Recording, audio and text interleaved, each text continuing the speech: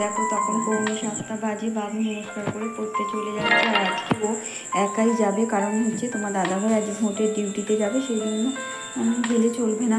তার মধ্যে খাওয়া দাওয়া করে মানে বাবু আস্তে আস্তে আর কি খাওয়া দাওয়া করে রেডি হয়ে থাকতে হবে, সেই কারণে আর গেল না, ও একাই গেল। আর আমি দেখো ও চলে যাওয়ার পর ফুলগুলো তুলে নিতে এলাম, কারণ ফুলগুলো না গাছে থাকলে অনেক বেলা হলে অনেক সময় শুকিয়ে যায়। আর আজকে তো মানে স্নান সেরে পুজো করতে বেশ বেলা হয়ে গেছে, তখন 12:30 বাজে, সেই কারণে ফুলগুলো তুলে পলিথিনের মধ্যে রেখে দিলে না পুরো টাটকা থাকে, সেই কারণে ফুলগুলো তুলে নিলাম। আর ফুলগুলো তুলে নেওয়ার পর দেখো, আর সাদা ফুলও 2-1টা হয়েছে, আর যদিও ফুলগুলো তুলে নেওয়ার পর দেখতে পেলাম যে আরেকটা ফুল ফুটে আছে, তাই আবার ওদিকে গেলাম, গিয়ে ফুলটাকে আর কি তুলে নিয়ে এলাম।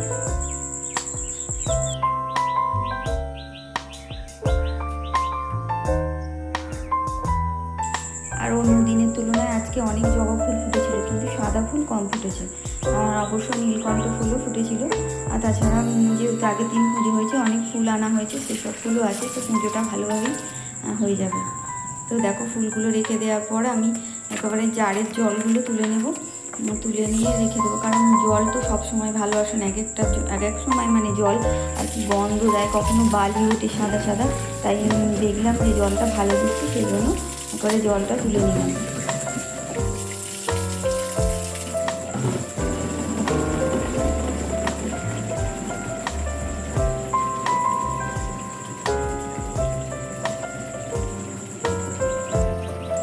জলটা না বেরিয়ে যাচ্ছিলো, তাই বসে ভালো করে জারের মুখটা আমি কলের মধ্যে সোজা করে ধরলাম।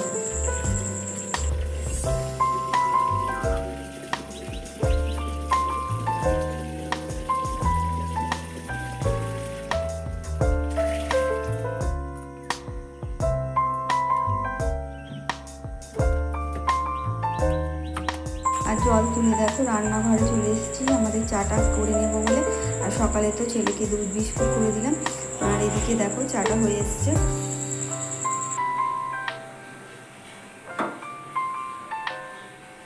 আর এই কড়াইটাতে মানে কালকে পরোটা হয়েছিল, তো আজকে রান্না করে একেবারে মেজে ফেলবো, সেই কারণে ঢাকা দিয়ে রেখে দিয়েছি। আর এদিকে দেখো দুধ করেছিলাম, ছেলেকে দিয়ে দিয়েছি।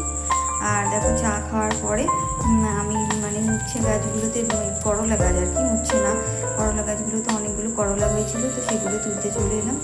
আর অনেকগুলি করলা হয়েছিল, সেগুলো তুলে কিছুটা মানে রান্না করলাম, আর মানে কিছুটা রেখে দিলাম, কারণ এত করলা আমরা 3 জনই খেতে পারবো না, অন্য একদিন আমাদের হয়ে যাবে।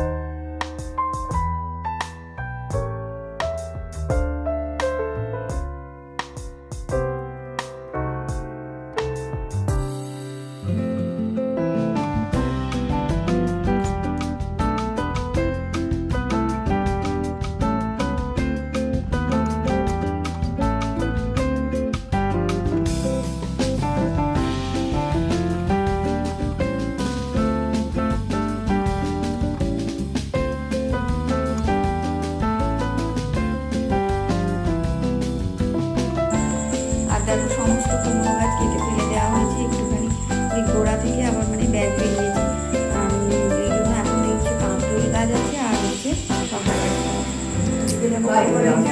হ্যাঁ এখান থেকে বাই বলে দিচ্ছি, দেখো দিচ্ছি। বাবু আসার পর তোমার দাদা ভাই আর কি আমি চলে গেল ট্রেনিংয়ের জন্য, রেডি হয়েছিল, ব্যাগটা নিল, এবার বেরিয়ে যাবো।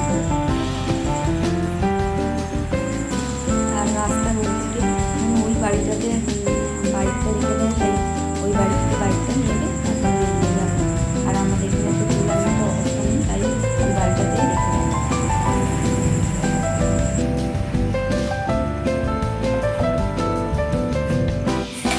দেখো আলু ভাজবো বলে আলুটা সিদ্ধ করে নিলাম, জলটা ঝেড়ে ফেলে তারপর ভাজবো। আর এদিকে চালটা দিয়ে ভাতটা বসিয়ে দেবো।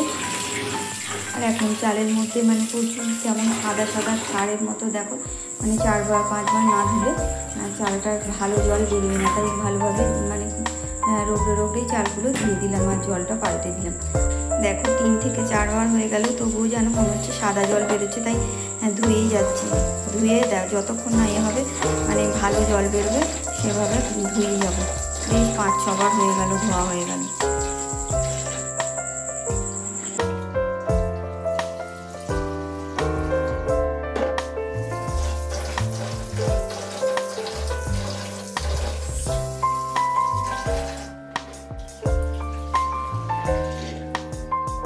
এতক্ষণে দেখো আমার ধোয়া কমপ্লিট হলো, এবার ভাতটা বসিয়ে দেব।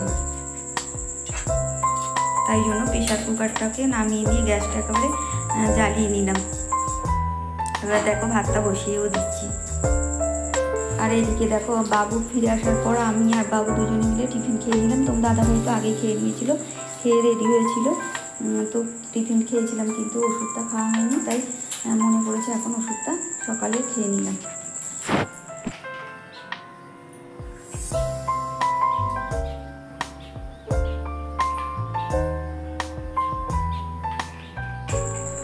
দেখো কড়াইটা গরম হয়ে গেছে, আর ওদিকে তো ভাতটা হয়ে গেছে।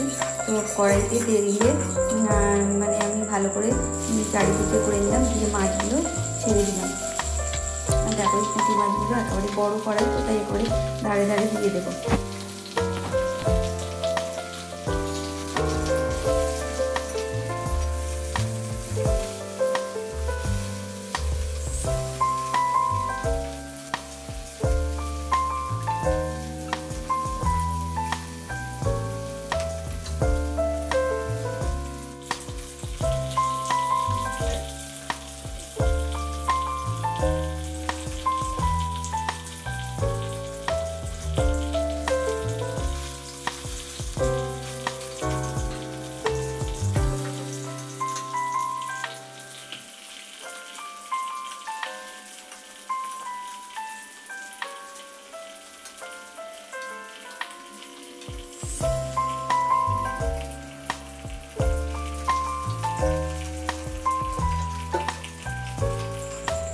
দেখো মাছ ভাজা হয়ে গেছে, এবার আমি মাছগুলো তুলে নেব, আর একটু পুঁটি মাছগুলো ভালো করে আর একটু ভাজবো। তাহলে মানে ধারে ধারে ছিল তো সেগুলো মধ্যিখানে করে দিলাম, আর তেল দিয়ে দেখো ভালো করে ভাজবো।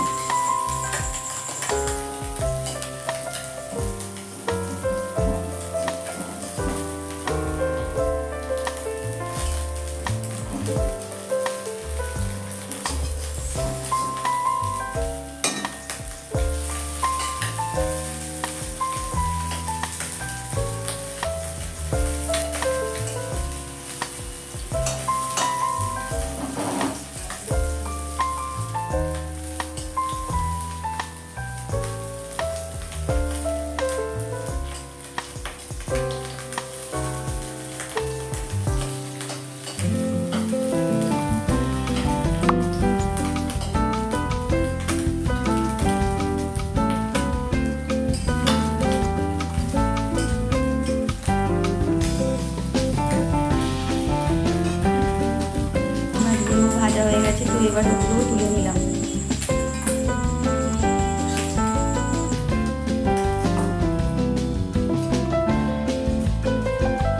তোলার পর দেখো কড়াইতে আমি পেঁয়াজটা দিয়ে দিলাম, পেঁয়াজটা একটু ভাজা ভাজা করে নিয়েছি।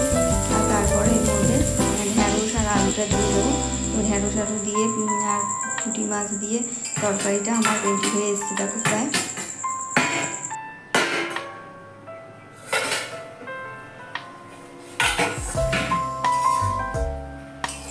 সামান্য একটু রস ছিল, তো তাই আরেকবার মানে ঢাকা দিয়ে দিলাম। ঢাকা দিয়ে দিলেই একদম পুরো রেডি হয়ে যাবে। আর এবার দেখো ঢাকা খুলে তরকারিটাকে একেবারে নামিয়ে দেবো, কারণ এটা পুরো হয়ে গেছে। এদিকে দেখো আমার পটল দিয়ে, ডাঁটা দিয়ে, টমেটো, আলু দিয়ে যে মানে মাছের ঝোলটা করছি এটাও রেডি হয়ে এসছে। হচ্ছে মাছটা দিয়ে দিলেই মানে মাছটা দিয়ে একটু ফুটিয়ে নেবো, তাহলেই আমার ঝোলটাও রেডি হয়ে যাবে।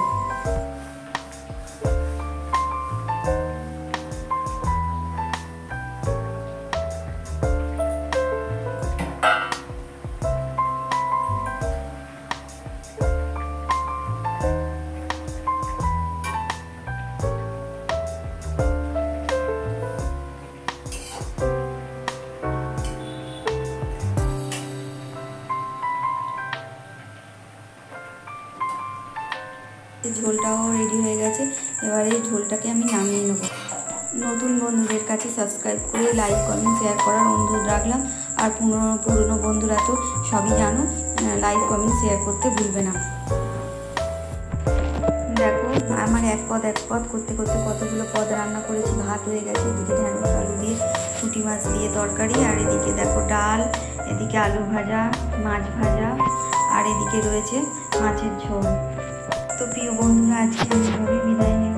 কালকে একটা নতুন ভিডিও নিয়ে